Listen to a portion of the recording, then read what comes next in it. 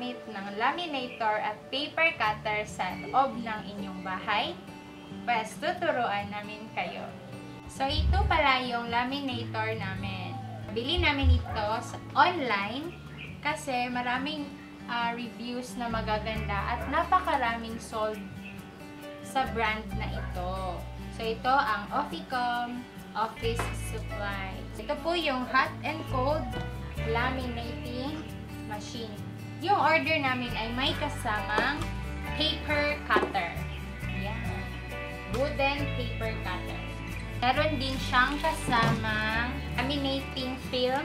Yung mga laminating film na kalakip ng package na ito ay may 80 microns at 125 microns.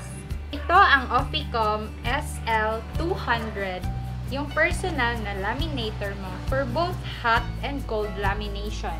Perfect ito for school, office, and crafting projects. Meron itong entry width na 230 mm. Ito. So, ito ay hot and cold laminator. So, ready na ito for 2 to 4 minutes para sa hot lamination. Kung cold lamination naman, no waiting time na kailangan. So, user-friendly din ito kasi it makes your operation very, very swift and simple. Yung model niya ay SL200. White color at may rollers ito na 2 hot shoe. Yung mini pouch thickness niya ay 160 microns at yung minimum pouch size naman niya ay yung credit card size na 54 by 86 mm. Yung maximum pouch size niya ay A4. Yung lamination thickness naman ay 0.5 mm. Yung laminating speed naman niya ay 25 cm per minute. At may dimensions ito na 35.3 by 12.2 by 7.5 cm. At magaan lang siya. 893 grams lamang ito. So, ngayon naman ay tuturuan namin kayo kung paano gamitin ng ating laminator. So, unang-una is isaksak natin siya sa 220. At yung mga kakailanganin natin ay gunting, yung mga larawan na nakaprint na, at ang ating laminating film. So, gagamit tayo ng dalawa. Ito ay 125 microns. Ito naman ay 80 microns. Switch lang natin siya into hot. Makikita nyo na may hot and may cold. So, since hot yung gagamitin natin, turn on natin siya sa hot. Magantay lang tayo ng 2 to 4 minutes. So, habang inaantay natin, ihanda natin yung mga larawan na ilalaminate natin. Ito ay 5R na pictures at size ng papel.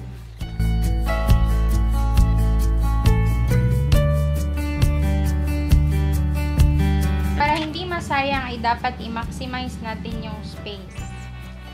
So, kapag dalawang document ang ilalaminate nyo, kailangan nyo talaga siyang tingin. Hindi muna tayo gagamit ng cutter. May tendency na tabingi yung paper. So, yan, nag-color green na siya, meaning ready na po ang ating laminator. Dito pala, before po kayo gagamit is may mga bawal po dyan. So, bawal yung mga pins, bawal itong hawakan kapag naglo-laminate kayo. So, dapat flat lang po at plain.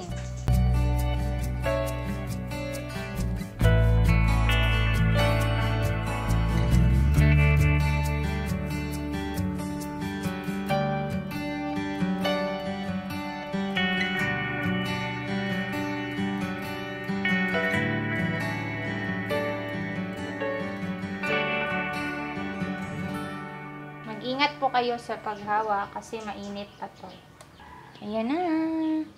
So, last time po, may nilaminate kami na nag-jam yung film sa loob gamit itong napakanipis na laminating film. Try natin na hindi siya i-cut. So, alalay lang po. Since napakanipis po nito. Kapag nag-jam naman po, pwede nyo pong i-open tong laminator.